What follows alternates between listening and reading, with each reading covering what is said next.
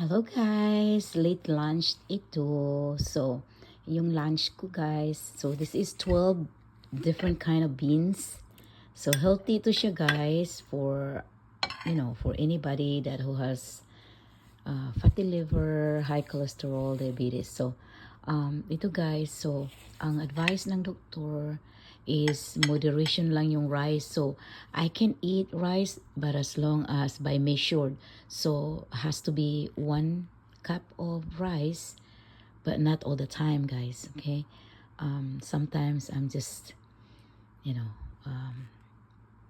nagsinungaling ako na hindi kakain ng rice but we grew up with rice and I try my best na hindi ko kakain ng every day ng rice. So moderation lang to guys. So meron akong yung ko dito yung my old chicken. So yung ba yun, yung nagbili ako last week. So yung chicken yan, hindi yan siya fries because I'm not allowed fries, no.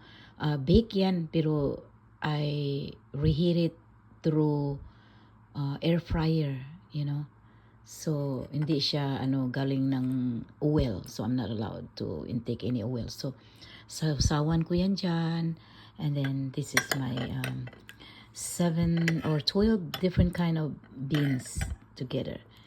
Okay, so with tawag nito yung yan siya maano to siya ang pangalan nito is cilantro guys.